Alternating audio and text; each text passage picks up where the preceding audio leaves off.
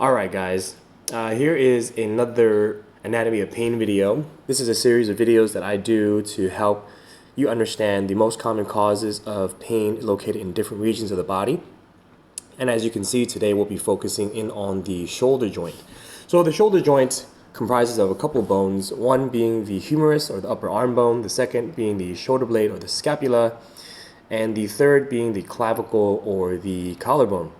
For today's video, we'll only really be focusing in on two of the three, one being the humerus and the other being the scapula or the shoulder blade, and the joint that goes between it called the glenohumeral joint. I also wanted to bring your attention to a very key structure located on the shoulder blade itself, and that is the acromion. So I'm going to hide the rest of the bones and highlight the acromion for us here. The acromion on this picture here is highlighted in purple. It is a little outgrowth or a little hook-like structure that's located on the back of the scapula, back of the shoulder blade. And let's go back to the normal picture. The space that is made between the acromion and the humerus, which is the upper arm bone, is called the subacromial space. And I believe that most pain comes from the structures that are located between these two structures in that subacromial space.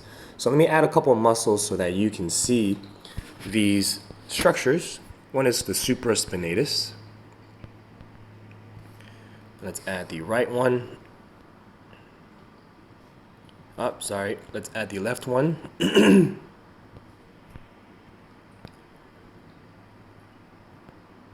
Okay. So supraspinatus, it's located on top of the shoulder blade here.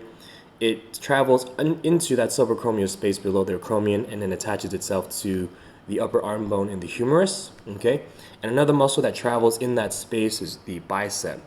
So the biceps brachii, and we'll add the left-sided one. Okay. All right. So as you can see here, these two muscles are located between the acromion and the humerus inside that subacromial space. Now, the important thing to understand here is with bad biomechanics, and I'll explain why people have bad biomechanics in a second, or I guess a reason for why people have bad biomechanics in a second. When they have bad biomechanics of the shoulder, let's say when they lift their shoulder up overhead or lift their arm up overhead, or they use their shoulder in a rotatory fashion, the subacromial space can get closed down. And the problem there is the humerus and the acromion start to close down, sandwiching the biceps tendon and the supraspinatus muscle in between them and causing friction to almost occur. Now, momentarily, this friction really wouldn't be a problem, but if you can think about the friction occurring over and over and over again, if left unaddressed, can lead to big problems like a tear or fraying, long-standing chronic inflammation leading to pain, etc., etc. And the reason why I believe that most of the time people have bad biomechanics to the shoulder is a weakness to this next muscle that we're going to talk about called the serratus anterior. Okay, and let's add the left-sided one again.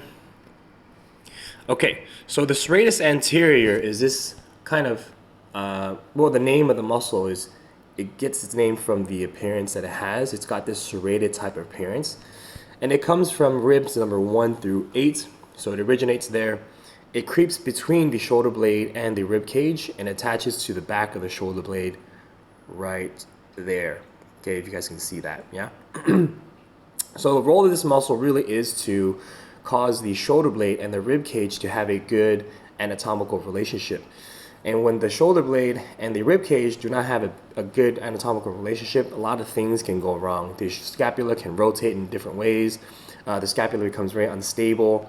And essentially, if this muscle is not contracting properly, the shoulder blade will not have a stable foundation in the rib cage to sit on top of. So a lot of times the stabilizing muscles of the shoulder blade don't really contract either, leading to that compression type of injury to occur between the scapula and the humerus.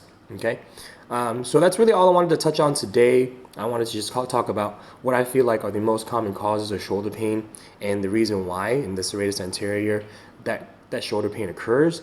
In the next couple of videos, I'll be talking about some different exercises that we can do to help strengthen this serratus anterior muscle so that the compression type pain doesn't occur.